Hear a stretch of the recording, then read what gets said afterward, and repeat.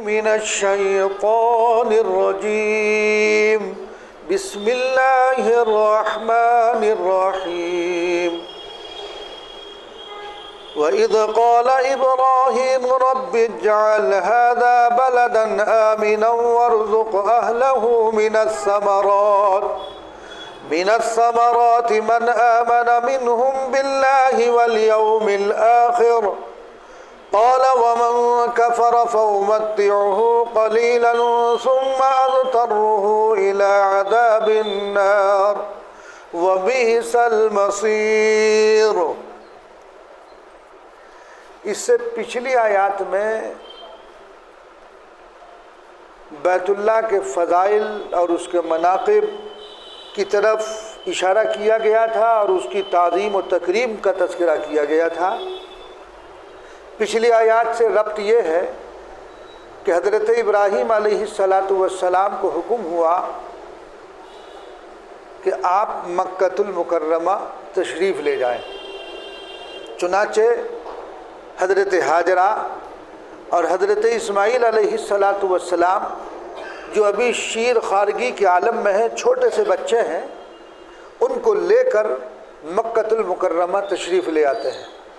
اور مکۃ المکرمہ تشریف لانے کے بعد آپ پانی کا ایک مشکیزہ، کچھ کھجوریں ان کو دی، اور پھر وہاں سے اللہ کے تبارک و تعالیٰ کا حکم ہوتا ہے کہ اب ان کو یہاں چھوڑ دو اور اپنے وطن اصلی شام چلے جاؤ۔ تو حضرت ابراہیم علیہ السلام اپنی اہلیہ حضرت حاجرہ اور حضرت اسماعیل علیہ السلام کو چھوڑ کر وہاں سے چل دیے۔ حضرت حاجرہ نے پوچھا بھی کہ آپ ہمیں یہاں چھوڑ کر کہاں جا رہے ہیں؟ یہاں کوئی پڑوس نہیں، کوئی آبادی نہیں، کوئی دیکھ بھال کرنے والا نہیں، بالکل ریگستانی علاقہ، بیابان صورتحال ہے، یہاں چھوڑ کر آپ ہمیں جا رہے ہیں؟ تو حضرت ابراہیم علیہ السلام تشریف لے جانے، حضرت حاجرہ پیچھے ہے۔ پھر خود ہی حضرت حاجرہ نے پوچھا کہ اللہ تبارک و تعالیٰ کا حکم ہوا ہے کہ آپ ہمیں یہاں چھوڑ کر چلے جاؤ؟ تب فرمایا کہاں؟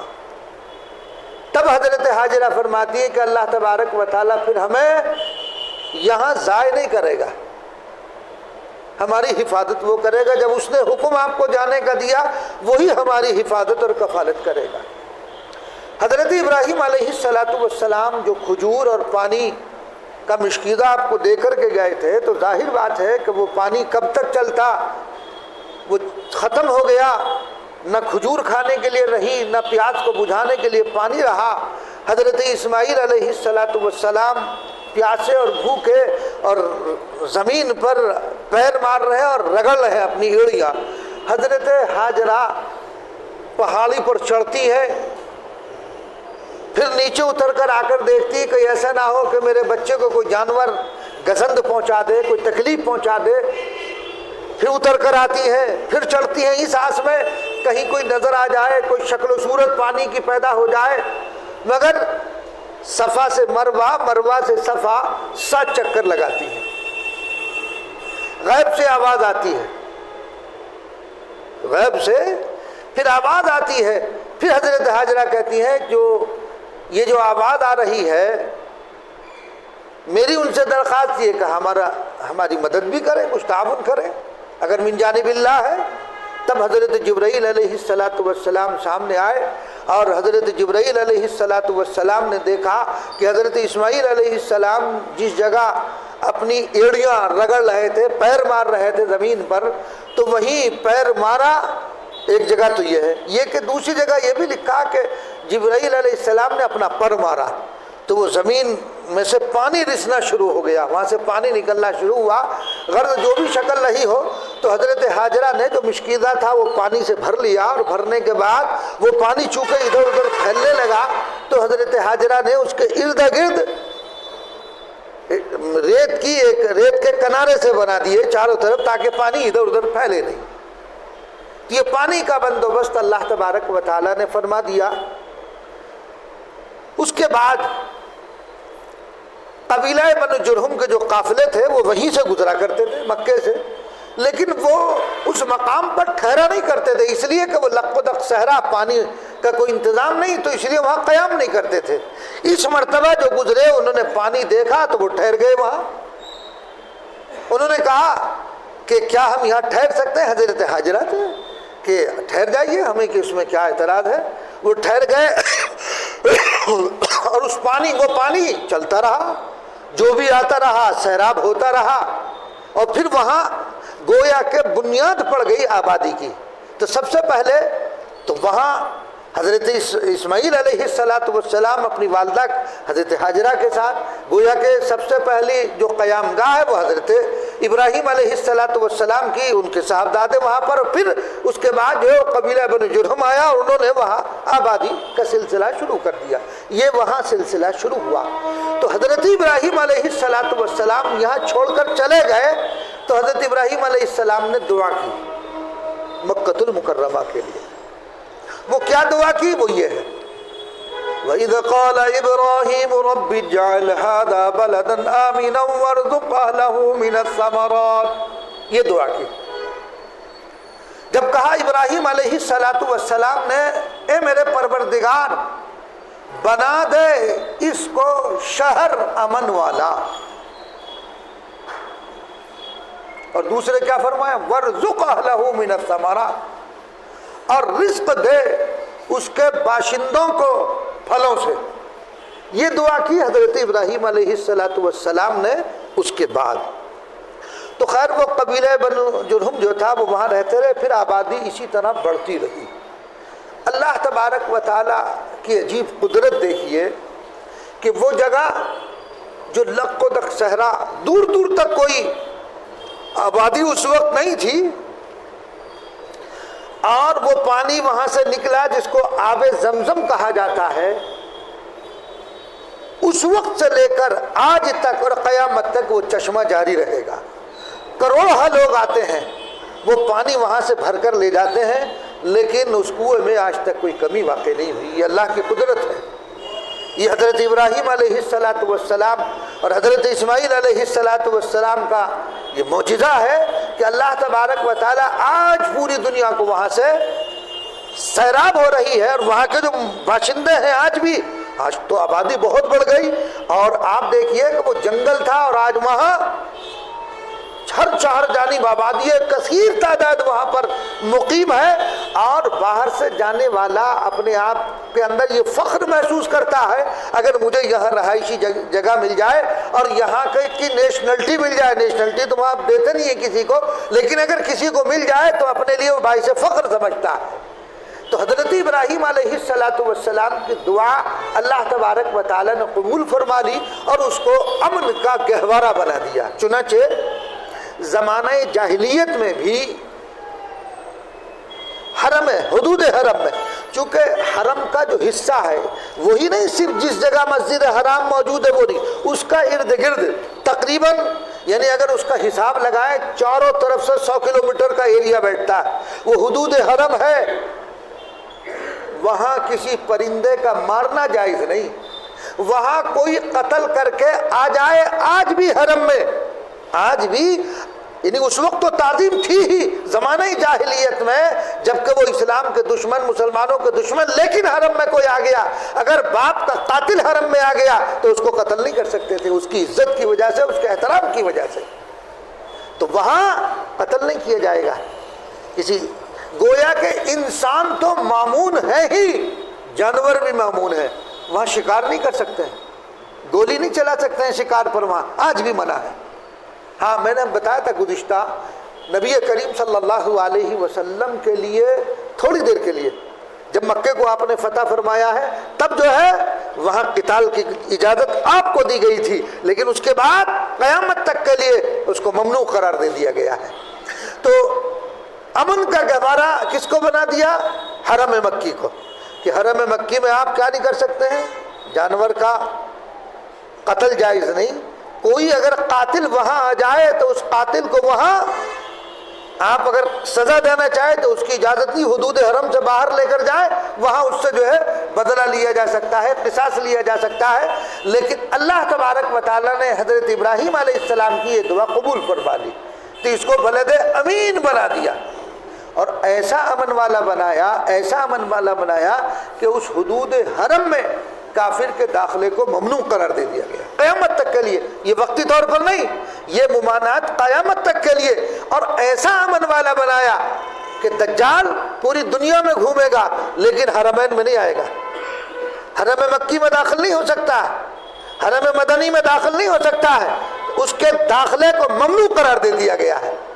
چنانچہ فرشتوں کا پہرا ہوگا اور جب دجال یہ دیکھے گا کہ یہاں تو فرشتے کھڑے، بھاگ جائے گا. اندر گھسنے کی کوشش تو کرے گا لیکن اس کو گھسنے نہیں دیا جائے گا. تو اللہ نے ایسا امن والا بنا دیا. اور دوسری دعا کیا کی؟ وَارْزُقْ أَهْلَهُ مِنَ الثَّمَرَاتِ، اور رزق دے اس کے باشندوں کو، وہاں رہنے والوں کو پھلوں سے. آپ یہ دیکھیے آج بھی، اس وقت تو کچھ بھی نہیں تھا.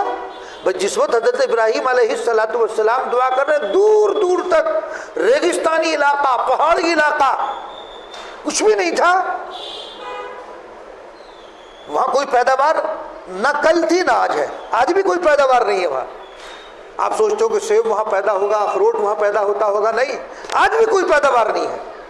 مکے میں چلے جائیے، آج بھی آبادی کے بعد آپ دیکھیں گے ریگستانی علاقہ ہے، وہاں کوئی پھل نہیں ہوتا. لیکن یہ حضرت ابراہیم علیہ السلام کی دعا ہے کہ اللہ نے اس دعا کو قبول کر لیا.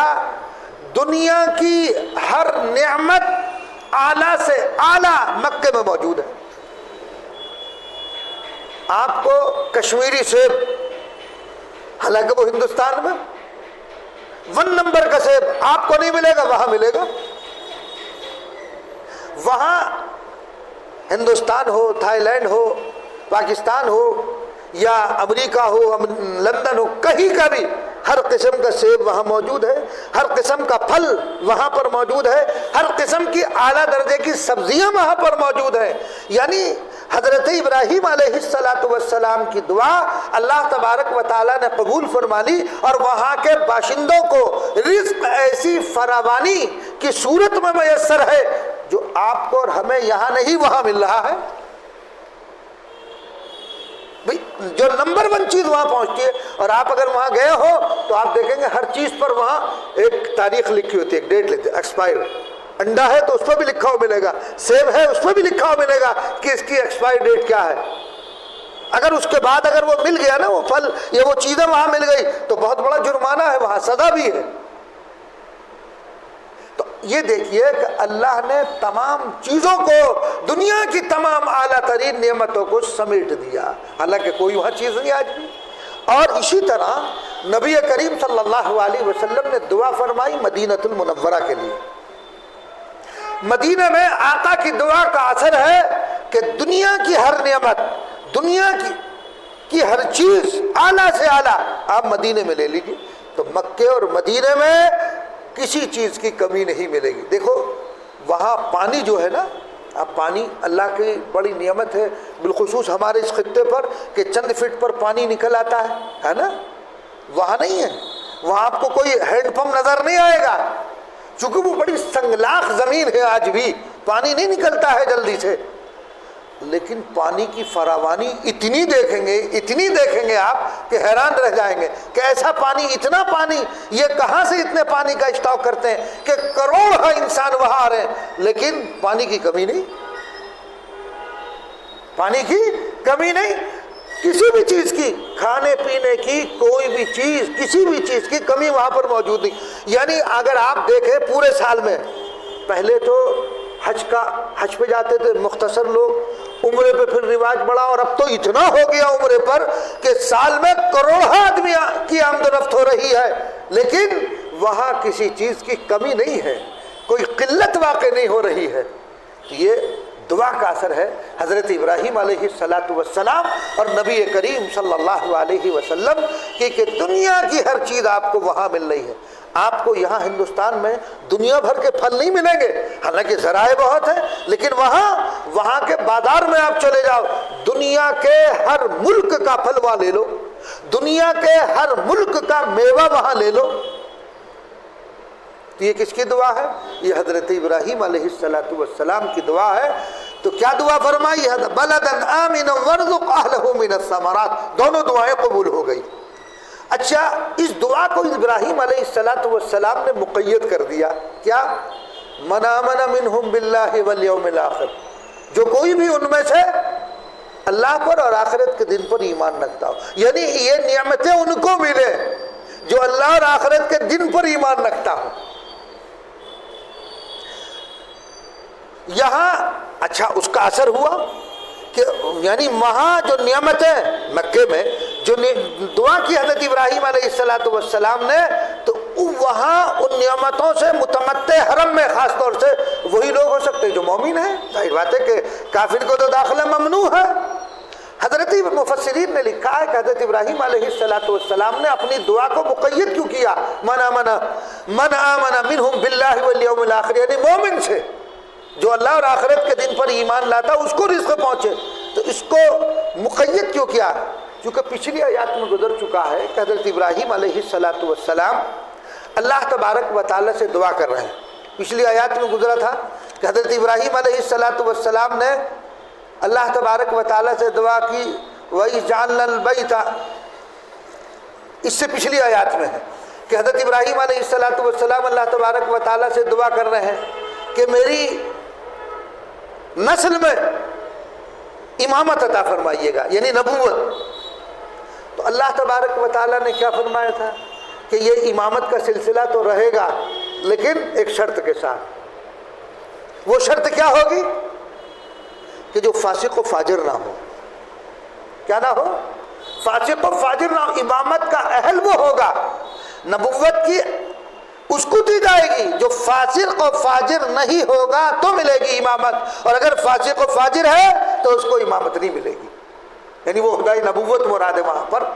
تو حضرت ابراہیم علیہ السلام نے یہ سوچا کہ میں نے اللہ تبارک و تعالیٰ سے دعا کی تھی کہ اے اللہ میری ذریت میں انبیاء علیہ السلام ہو، یہ امامت یہ عہدہ رہے، تو اللہ تعالیٰ نے وہاں شرط لگاتی تھی کہ ظالمین اور فاسقین کو نہیں ملے گا۔ تو یہ دعا اس قید کی وجہ سے حضرت ابراہیم علیہ السلام نے اپنی دعا کو بھی مقید کر دیا کہ رزق جو ہے وہ مومنین کو ملے، کافرین کو نہ ملے، گویا کہ اس کی وجہ سے۔ تو اللہ تبارک و تعالیٰ نے فرمایا کہ دیکھو دونوں مسئلے الگ الگ ہیں۔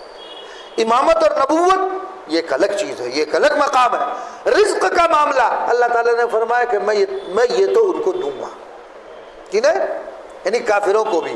اسی کو بیان کیا، قال ومن کفر فامتعه قلیلا، اللہ تبارک و تعالیٰ نے ارشاد فرمایا ومن کفر، اور جس نے انکار کیا فامتعه، میں اس کو فائدہ پہنچاؤں گا، قلیلا تھوڑا، یعنی دنیا میں اس کو نعمت دی جائے گی۔ نعمت میں تخصیص ہے کہ صرف رزق جو ہے وہ مومنین ہی کو ملے گا، فاسق و فاجر اور کافر کو نہیں ملے گا۔ اللہ تبارک و تعالیٰ نعمت دنیاوی یعنی جو رزق ہے وہ سب کو دیتا ہے، وہ مومن ہو، فاسق ہو، کافر ہو، کرسچن ہو، بدھسٹ ہو، کوئی بھی ہو، کسی بھی مذہب اور کسی بھی ملت سے تعلق رکھنے والا ہو، اللہ تبارک و تعالیٰ کی نعمتیں سب کو ملتی ہے، بلکہ بسا اوقات اللہ تبارک و تعالیٰ مومن سے بڑھ کر کافر کو عنایت فرما دیتا، مال اس کے پاس زیادہ ہوتا، لیکن کیا فرمایا؟ قلیلہ، چند دن دنیا کی زندگی مراد ہے، کیونکہ دنیا کی زندگی تو بڑی قلیل زندگی ہے، بڑی مختصر زندگی ہے، تو اس مختصر زندگی میں ان کو رزق دیا جائے گا۔ اور مومن کا یقین ہے کہ دائمی اور ابدی جو زندگی ہے وہ آخرت کی ہے، لہذا اس کے لیے تو مومن کے لیے تو رزق ہے ہی، دنیا میں بھی ہے چاہے قلیل ہو بعض مرتبہ، اور آخرت میں تو ملے گا، ان کو آخرت میں کوئی حصہ نہیں ملے گا۔ حضرت نوح علیہ السلام ابن عباس رضی اللہ تعالیٰ عنہ کی روایت کے مطابق 1400 سال زندہ رہے۔ حضرت ابن عباس رضی اللہ تعالیٰ عنہ کی روایت کے مطابق 1400 سال، 950 سال تک جو ہے وہ لوگوں کو تبلیغ و تعلیم کرتے رہے، اور اس کے طوفان نوح کے بعد لکھا ہے مفسرین کئی سو سال زندہ رہے۔ جب وفات کا وقت قریب آیا تو پوچھا کہ دنیا میں کتنی دیر رہے، تو فرمایا کہ ایک مکان ہو، اس کے 2 دروازے ہوں، ایک دروازے سے داخل ہوا اور دوسرے دروازے سے نکل گیا، بس اتنی دیر رہا۔ کیا فرمایا؟ ایک مکان ہے، اس کے 2 دروازے، ایک نکلنے کا ایک داخل ہونے کا، تو گویا کہ میں 1400 برس کا عرصہ کیا فرمایا ایسا لگا جیسے ایک دروازے سے داخل ہوا اور دوسرے دروازے سے نکل گیا۔ یہ تھی حقیقت ان کے نزدیک دنیا کی۔ اور آج یہ انسان، اب تو عمریں لمبی نہیں ہوتی، یعنی ہندوستان میں جو ایوریج ہے عمروں کا وہ 60-70 کے درمیان۔ اس وقت لوگوں کی عمریں لمبی ہوتی تھی، انہوں نے اتنی لمبی عمروں میں وہ جرائم نہیں کیے ہوں گے، یہ 60 سال میں ان تمام جرائم کو کر ڈالتا جو پہلے لوگ ہزار سال میں نہیں کرتے تھے۔ ہے نہیں ہے ایسا؟ اس کی 60 سالہ زندگی بڑی مختصر زندگی۔ حضرت نوح علیہ السلام تو فرما رہے ہیں 1400 سال کی زندگی کو دروازے میں سے داخل ہوا دوسرے میں نکلا، ایسا محسوس ہوا۔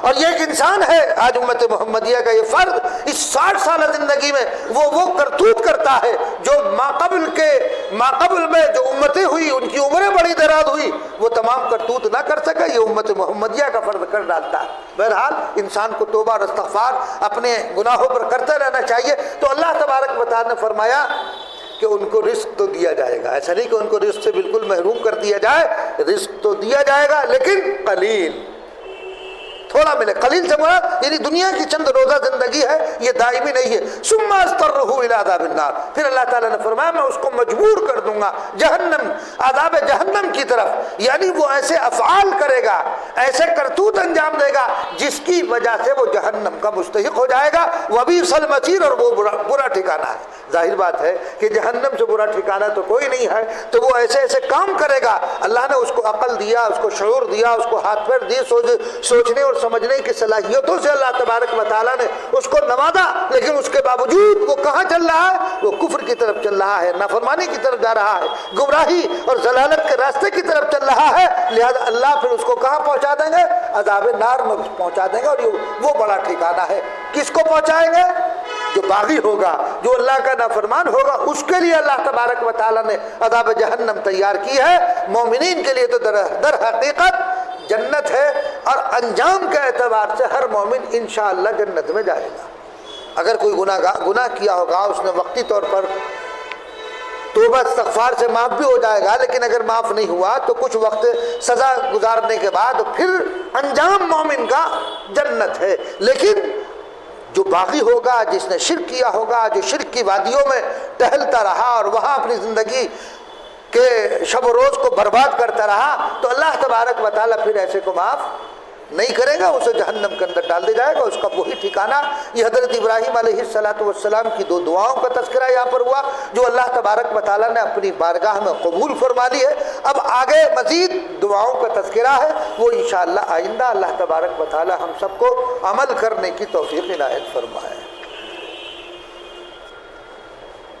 اللهم صل على سيدنا ونبينا ومولانا محمد عبده ورسوله ربنا ظلمنا انفسنا وان لم تغفر لنا وترحمنا لنكونن من الخاسرين۔ اے اللہ ہمارے گناہوں کو معاف فرما، خطاؤں کو درگزر فرما، ہم سب پر رحم اور کرم کا معاملہ فرما، عافیت اور سلامتی کا معاملہ فرما۔ اے اللہ ہر قسم کی آفات سے ہماری حفاظت فرما، آنے والے فتنوں سے حفاظت فرما، شرریوں کے شر سے، حاسدین کی حسد سے اے اللہ تو ہماری حفاظت فرما، دین پر استقامت نصیب فرما، ہر قسم کی برائی سے ہماری حفاظت فرما۔ اے اللہ غزہ کے مسلمانوں کی حفاظت فرما، وہاں کے اے اللہ جو مقابلے میں ہیں ان کی حفاظت فرما، اسرائیل کو تباہ اور برباد فرما دے۔ اے اللہ ہر قسم کی عافیت سے مالا مال فرما، شام کی حفاظت فرما، خدا بند قدوس تمام پوری دنیا کے مومنین کی حفاظت فرما، اور ہمارے ملک کی بھی حفاظت فرما، ملک میں رہنے والے باشندوں کی حفاظت فرما، اسلام اور مسلمانوں کے خلاف جو سازشیں رچی جا رہی ہیں ان سازشوں کو ناکام فرما۔ اے اللہ ان سازشوں کو انہی پر الٹ دے، انہی میں اللہ اختلاف اور انتشاب کی صورت